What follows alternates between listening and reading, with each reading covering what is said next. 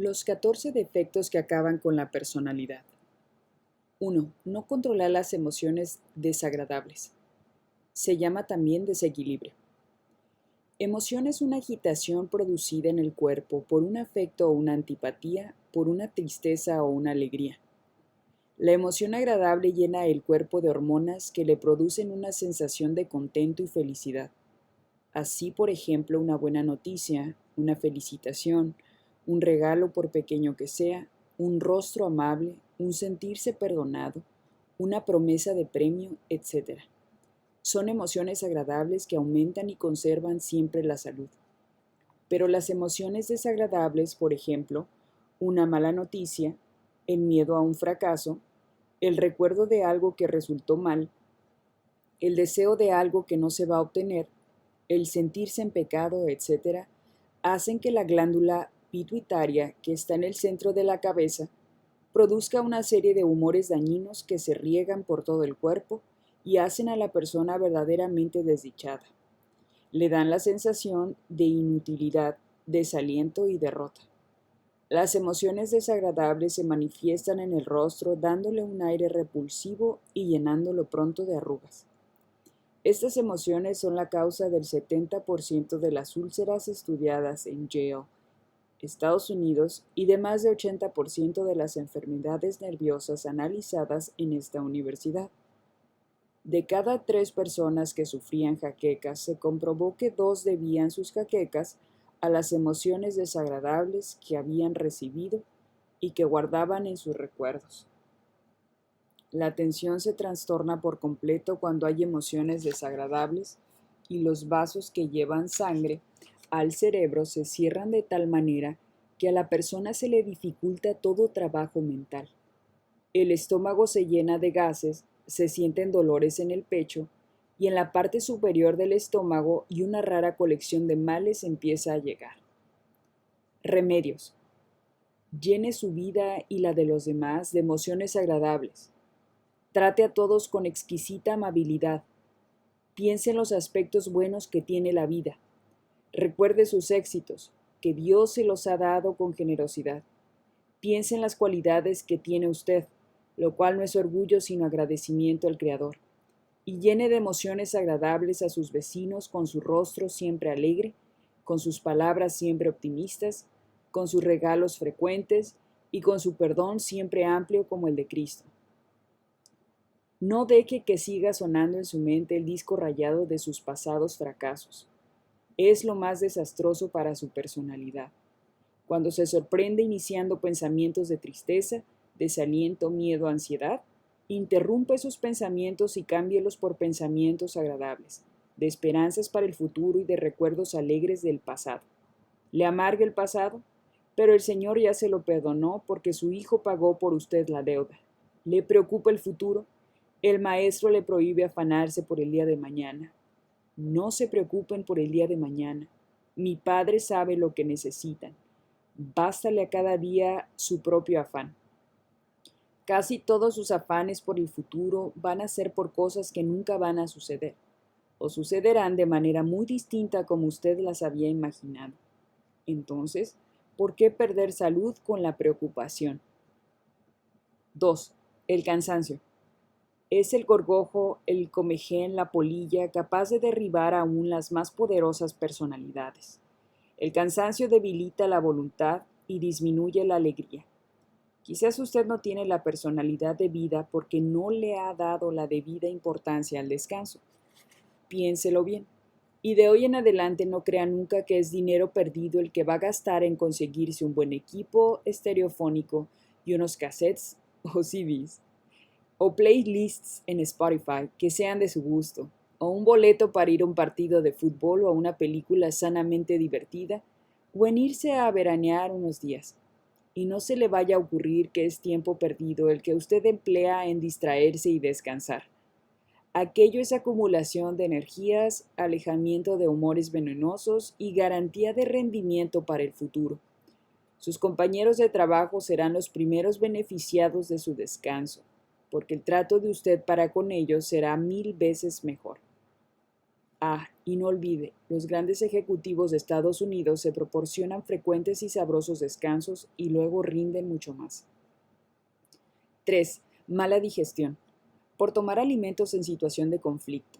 En este caso, los alimentos en vez de aprovecharle le hacen daño, pues en situación de conflicto por emociones desagradables, las glándulas de funcionamiento, hígado, páncreas, salivales, etc., están casi paralizadas e impiden la buena digestión. Por eso evite siempre durante las comidas toda conversación sobre temas agrios, difíciles o controvertidos. La alimentación debe tomarse en condiciones muy favorables. Pulcritud de la sala, relaciones armónicas, tranquilidad. Comer a prisa es peor que no comer, en muchos casos. Y a veces una música placentera. Así la alimentación deja de ser tóxica y se convierte en nuevas fuerzas para su personalidad. 4. La frustración. Dicen que es el defecto más extendido en el mundo, y quizás hasta usted lo tiene. Consiste en no lograr cumplir un anhelo, no conseguir una meta que se había propuesto. La frustración se debe a 3 causas. Se propuso un ideal demasiado alto, por ejemplo, llegar a ser jefe general de una asociación, campeón en su profesión, tener fama internacional, no ser como los demás, no cometer falta alguna jamás, etcétera, etcétera. Y como esas cosas no se obtuvieron, ¡zas!, la frustración. Se propuso muchos ideales al mismo tiempo, por ejemplo, inspirar mucho cariño, pero a la vez mucho temor y respeto. Quiere pleno éxito en los negocios materiales y al mismo tiempo ser gran intelectual. Al mismo tiempo ser especialista en dibujo, primer puesto en música, mención honorífica en idiomas y campeón en deportes. Y perdón por la exageración. Quiere lograr sus ideales ya, instantáneamente, sin darle tiempo al tiempo, olvidando que en la naturaleza nada se produce por saltos y al instante. Así, por ejemplo, habría peligro de sentir frustración cuando se espera que por el solo hecho de proponérselo, ya desde mañana se habrá dejado el mal genio o se habrá conseguido un exquisito trato social. Valgan 2 ejemplos muy típicos. San Francisco de Sales duró 19 años tratando de ser amable. San Vicente Ferrer estuvo 21 años trabajando día tras día para dejar de ser altanero. Solo después de tantos años de esfuerzo diario y constante lograron el ideal que se habían propuesto. ¿Cómo corregir la frustración? Ante todo hay que persuadirse de que este defecto puede achicar nuestra personalidad más que ningún otro. Por lo tanto, le recomendamos estos sencillos remedios. No se proponga como modelos a personajes extraordinarios. Usted no está seguramente en la lista de las personas llamadas a ocupar primeras páginas en la historia. ¿Para qué desearse el sol si solo se han recibido cualidades de linterna? Piense y trate de recordar, si es que lo logra, los muchos pequeños ideales que usted ya ha obtenido en la vida. Por ejemplo, su trato es ahora bastante más agradable y simpático que el de hace unos años. En su oficio y profesión ha obtenido muchos pequeños éxitos. Piense cada uno en sus éxitos, porque el pesimismo no lleva a otra cosa más que recordar solo fracasos, y eso es ingratitud para con Dios, dice San Juan Crisóstomo. Espere con optimismo en que con el tiempo irá consiguiendo muchos ideales más. Los éxitos irán llegando uno tras otro, nunca llegarán en manada, porque nos sofocarían, pero seguramente no habría estación de la vida sin su buena cosecha. La insistencia sistemática e inteligente será siempre la llave del éxito. Amonir. 5. La agresión. Consiste en ofender o atacar a otros, sea con las palabras, con las obras o con el simple pensamiento. Este defecto hace sumamente desagradable nuestra persona y es casi siempre fruto de frustración. La persona agresiva es por lo general una persona frustrada. Esta verdad debe ayudarnos a ser más comprensivos con las personas agresivas. Y así no tomaremos su agresión como fruto de su mala voluntad, sino como un efecto de una debilidad de su personalidad. En vez de contestar agriamente a sus agresiones, debemos más bien ayudarle a superarse, pues una vez vencida su frustración, desaparecerá por completo su agresividad. Con sus modos hirientes nos está pidiendo ayuda para su personalidad frustrada. 6. La fijación. Es una reacción contra el cambio. Consiste en quedarse apegado a lo pasado sin aceptar los cambios modernos que han llegado. Es un olvidar que en la naturaleza todo cambia y se transforma, excepto en el reino mineral. Bueno, los cambios se notan menos, pero sí los hay. En el reino vegetal y en el reino animal, todo cambia sin cesar. En la persona fija que no acepta las nuevas modalidades de la vida, es por lo general desadaptada y forzosamente pesimista. Su defecto principal es la regresión, el retroceder a las vivencias del pasado, el pretender que necesariamente todo tiempo pasado fue mejor, lo cual a ojos vista es una equivocación. Los cambios llegarán inexorablemente y el mundo seguirá su progreso aunque nosotros no lo queramos. Si no nos adaptamos a las nuevas situaciones, nos quedaremos atrás, convertidos en momias de museo. Claro está que en esto, como en todo, hay que huir de los dos extremos. Ya lo dijo recientemente el Papa Pablo VI. Evitad tanto el extremo de los que canonizan el pasado y creen que nada de él se debe cambiar, como también el muy peligroso extremismo de los que quieren hacer por su cuenta cambios precipitados y sin reflexión que más que ser de provecho puedan convertirse en ruina y destrucción. 7. Fatalismo. Consiste en creer que nuestra mala situación ya no tiene remedio. Su lema es yo soy así, genio y figura, hasta la sepultura, es inútil, a mí ya nadie me compone. Para un gran psicólogo y teólogo del siglo pasado, estas frases eran una verdadera blasfemia contra la providencia de Dios y su poder. El fatalismo lleva consigo un pesimismo que paraliza y no deja progresar ni emprender nuevas obras, ni buscar remedios para los males que se padecen. Es un defecto propio de borrachos, neuróticos, misántropos, drogadictos y personas precipitadas en negocios o en venganzas, etc. Pero lo padecen muchísimas personas que parecen muy normales, pero que merced a esta parálisis infantil, que tal vez heredaron de sus mayores, se han quedado en un estancamiento espiritual desastroso por creer que no lograrán ser nada importante en la vida. El fatalismo es todo lo contrario a la resignación cristiana. Esta acepta el mal que es imposible evitar, pero lucha sin descanso contra los males que se pueden alejar. Nunca jamás la resignación cristiana aceptará que la pobreza miserable o ciertos defectos de la personalidad sean algo fatalmente prendidos a la existencia de algún individuo. Los Alcohólicos Anónimos, sociedad que ha salvado del vicio a millones de personas en todos los continentes, han adoptado como lema una preciosa oración compuesta hace 15 siglos y de la cual dice Dale Carnegie que en 8 años de continuo buscar soluciones para vencer el fatalismo, no logró encontrar otras frases que igualaran en perfección a estas. Helas aquí. Señor, dame serenidad para aceptar lo que no puedo cambiar. Dame valor para cambiar lo que sí se puede cambiar. Y dame luz y sabiduría para distinguir la diferencia. Ojalá escriba usted este bello lema en su habitación o en la mesa de su trabajo para que lo tenga presente siempre. 8. Negar la realidad. Los españoles los llaman ser Quijotes. Consiste en ver en la sociedad y en la vida solo aquello que debería ser y no lo que en realidad es. Se necesita ser un poco más como Sancho Panza, que ponía bien sus pies en el suelo y aceptaba la vida como venía, como la providencia quiso que le tocara vivirla. Remedio para este defecto, aceptar a la gente como es y a los demás y a nosotros mismos. Tenemos un temperamento, una salud, una herencia, una educación, un medio ambiente que nos ha hecho así, como somos, y no es fácil cambiar de la noche a la mañana. Es verdad que podemos progresar continuamente, pero jamás careceremos de defectos y de incomodidades y molestias.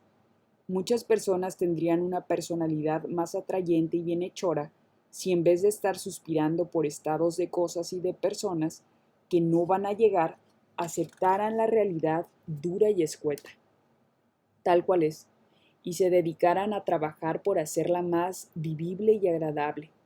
En la famosa cárcel Sing Sing de Estados Unidos hay 2 clases de prisioneros. Los que viven renegando de su vida obtienen pronto una colección de arrugas para su rostro y una úlcera para su estómago, y los que aceptan la dura realidad y se preocupan por hacerla menos amarga. A las pocas semanas de estar en la cárcel se les oye cantar alegres mientras trabajan. 9. La fantasía. Consiste en creer que las situaciones difíciles se van a arreglar por medios mágicos y extraordinarios. por ejemplo, con una lotería, una cruz magnética, un amuleto, etc., y que a la hora menos pensada nuestras penas se transformarán en felicidad. Hay dos clases de fantasía. La buena, que consiste en echar imaginación para tratar de buscarle remedio a la mala situación. Es una verdadera fábrica de buenas ideas. Cuando menos se piensa proporciona soluciones que antes ni habíamos sospechado. Y la mala, la dañosa, la falsa fantasía que consiste en soñar solamente soñar, sin hacer nada real por solucionar los problemas. El remedio para este mal lo dio el sabio Ampère. Yo echo cabeza sin cesar para encontrar la solución, y extiendo una mano en busca de ayuda, hacia aquel que prometió: todo el que pide recibe, y todo el que busca halla. Y con la otra mano lucho contra la corriente de mis adversidades sin dejar de trabajar un solo día por mejorar mi situación. A Dios rogando y con el mazo dando. Las soluciones no brotan de la tierra, hay que fabricarlas. Piense desde hoy, ¿qué voy a hacer por mejorar mi situación? ¿Leeré algo más al respecto? ¿Pediré consejo a alguno? ¿Evitaré gastos tontos? ¿Huiré de la ocasión peligrosa? ¿Trabaré amistades que me ayuden? El presidente Hoover decía: el éxito me llegó en proporción a las buenas amistades que me busqué. 10. Renunciar al propio criterio. Consiste en dejar de poseer ideas propias e independientes con tal de no tener líos con nadie. Aceptar sin más las opiniones de los superiores y de los súbditos. Es un defecto frecuente en personas que han tenido la desgracia de tener padres o superiores que no admitían discusión a sus ideas. Significa una despersonalización completa. Petén prefería como secretarios a quienes se atrevían a discutirle sus planes porque veía en ello una señal de personalidad. Bolívar solía comentar: un súbdito que siempre concede la razón al superior le presta muy poco servicio porque no le enriquece con ideas nuevas ni le quita ideas equivocadas. Roosevelt decía que sus padres lo acostumbraron desde muy pequeño a saber decir no como señal de personalidad. Pero en esto habrá que huir siempre del terrible defecto que se llama espíritu de contradicción. Nada quizá nos traerá más antipatías que el andar contradiciendo a los demás. Usted se equivoca, no es verdad lo que dice. Es frase terriblemente antipática para los oídos de todos. Por eso maticemos nuestra opinión contraria con frases como esta: puede ser que yo esté equivocado, pero a mí me parece que... Así opinaremos diversamente y no pelearemos. 11. No aceptar que se ha equivocado. Es producto de un auténtico orgullo. Muchos creen que disminuyen su personalidad si reconocen sus yerros. Y así en los fracasos dan golpes de pecho en el pecho del vecino echándole la culpa. Esopo decía que todos llevamos dos paquetes de defectos, uno colgado al cuello, enfrente de nuestros ojos. Son los defectos ajenos, los miramos, los analizamos y los aumentamos. El otro paquete va colgado en la espalda, para no verlo, son nuestros propios defectos. Es lo que dijo Cristo con esa sabiduría práctica portentosa. Ven una basurita en el ojo ajeno, pero no ven la viga que llevan en sus propios ojos. Un consejo práctico: ¿quiere mejorar su personalidad? Deje desde hoy ese afán de analizar la culpa que los demás tienen en que las cosas anden tan mal y dedíquese a pensar: ¿qué velas lleva usted en este entierro? Reconozca sus errores, trate de corregirlos, acepte que lo corrijan recordando lo que para usted escribió Salomón hace 3000 años. Quien acepta la corrección obtendrá la sabiduría y quien rechaza ser corregido se embrutece. Y no olvide, ahora que va a empezar a culparse a sí mismo y no a los demás, que existe de por medio una promesa formidable. Quien no juzgue no será juzgado, quien no condene no será condenado. Mateo 7:1. 12. La represión. Después de la frustración es el peor de todos los 14 defectos. Consiste en quedarse con todos los problemas sin comunicarlos con nadie. Consecuencia: tarde o temprano estos problemas estallan en neurosis, estallidos de ira, ataques de tristeza, sueños pesados, úlceras y tentaciones de toda clase. Es el caso de la caldera que estalla porque no se le dejó escape, o lo que con frase campechana decía Santa Teresa, justificando los pasatiempos que hacía con sus monjas: si al espíritu no se le construye un desagüe, se revienta. Ella con su alegría se ganaba la confianza de sus religiosas y éstas al comunicarle sus angustias obtenían la paz del alma. Remedios. Ante todo, consígase una persona digna y de confianza y comuníquele los problemas que le angustian. ¿Será un sacerdote, un médico experimentado y bueno, un amigo equilibrado, una persona que tiene un cargo directivo y goza de las gracias del Estado? Sin un Moisés no se atraviesa el desierto.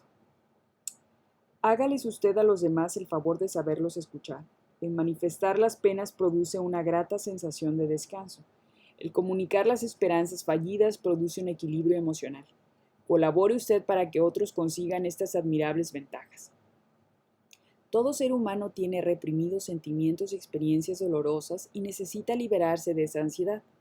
Uno de los medios más eficaces es tener la oportunidad para contar sus cuitas, aspiraciones, fracasos, complejos de culpa, etc. Si hay una persona en el colegio, en la familia, en la amistad, que le brinde la ocasión para liberarse, la persona afligida se equilibrará y le pagará a quien la liberó del sufrimiento con gratitud, con su amistad, con su obediencia, etc. Negar la oportunidad a un niño o a un amigo o a un súbdito de exponer libremente sus ansiedades es cavar un abismo y estimular su rebeldía y amargura. 13. Complejo de inferioridad. Es quizá el defecto más extendido en la humanidad. Consiste en creerse menos que los demás, por tener algún defecto físico, no ha obtenido diploma de belleza, o por tener poca inteligencia, su papá no inventó la bomba atómica, o por haberle sucedido alguna cosa moral no muy buena en su vida. Ya no podría decir como los niños que van a hacer su primera confesión, yo no tengo para acusarme sino el pecado original. El complejo de inferioridad lleva a tomar una de estas posiciones. A. Agresividad. Es el caso típico del tímido agresivo. Se muere de miedo ante los demás y para vengarse de esta falla, ataca salvajemente a la primera provocación. Muchas de las agresiones que usted ha hecho y que le han hecho perder tantas amistades pueden ser explicadas por su complejo de inferioridad. B. Aislamiento. Jesús lo pintó con mano maestra en esa impresionante parábola del criado que por miedo a fracasar escondió el dinero que le habían dado para negociar. La terrible maldición que recibió ese acomplejado debería servirnos de palanca para empujarnos a no dejar de obrar y no exponernos así a encontrarnos con las manos vacías en el temible día de las cuentas definitivas. C. Compensarse con posturas ridículas. El cuervo vestido con plumas de pavo real, del que nos habla la fábula, hace alarde de la familia, del dinero, de los amigos, de las cualidades propias. Hablar siempre en primera persona. Con eso se obtiene todo lo contrario de lo que se pretendía, pues hay una fórmula infalible descubierta hace siglos que no ha dejado de cumplirse una sola vez. Todo el que se enaltece será humillado. Remedios para este complejo. Asuma una actitud constructiva. Dedíquese a ser útil a los demás. Dedíquese a labores benéficas. Muchas personas vieron desaparecer como por encanto su complejo de inferioridad al dedicar tiempo, dinero y energías a los pobres, enfermos, ignorantes, etc. Porque esto, además de apartarle su mente y atención del defecto que les humillaba, les dio la agradable sensación de sentirse útiles a la sociedad y amados por los demás. Trate de especializarse en algo. Cada persona tiene cualidades. Sáquelas a relucir. Procure sobresalir en algún oficio, en un arte. A base de tiempo y algo de cualidades lo va a obtener. Búsquese un hobby o sea una distracción favorita. Usted la necesita como el aire para respirar. Será un deporte, una actividad en favor de otros, un estudio especial, la música. En dicho hobby dejaron muchas grandes personalidades prendido para siempre y olvidado su paralizador complejo de inferioridad. Busque esa percha y cuélguelo, también usted. 14. El aislamiento. Consiste en apartarse del trato con los demás por suponer que en todas partes encontrará desprecios. El subconsciente le recuerda anteriores fracasos y esto lo lleva a separarse del ambiente para ampararse contra su presunta hostilidad. Un caso típico lo cuenta Proust. Una señora dijo, no saldré de mi ciudad. Y lo cumplió. Luego dijo, no saldré de mi casa, ya que le había mordido un perro. Y lo cumplió. Más tarde dijo, no saldré de mi cama, porque había resbalado por la escalera. Y lo cumplió. De una sola experiencia hizo una ley y paralizó su vida entera. La persona aislada evita entrevistar a los posibles colaboradores de sus obras por temor a recibir desprecios. Si necesita un favor, renuncia a pedirlo porque da por seguro el fracaso o que le van a decir que no. No asiste a una reunión social porque supone que no le recibirán con el suficiente cariño. Y como la vida es competencia de aptitudes y de oportunidades, y como el éxito depende de que las aptitudes encuentren oportunidades para actuar, la persona aislada deja de obtener muchísimos pequeños y quizá muy grandes éxitos que le estaban destinados, porque no buscó las oportunidades que le estaban esperando. La sabiduría popular lo dijo desde hace siglos. La única diligencia que se pierde es la que no se hace. Cristo no se aislaba de la gente, solo lo hacía de vez en cuando para ir a rezar a su Padre y así tener más ánimo para soportar esas cabezas tan duras. Su trato con los demás le trajo fracasos, insultos, malas interpretaciones, pero no por eso se aisló. Murió en medio de la multitud, hostil, en contra de él, y hasta su despedida de la tierra para irse al cielo la hizo en medio de un gran coro de amigos. Aislarse es disminuirse, dijo el Concilio Vaticano. No lo olvide.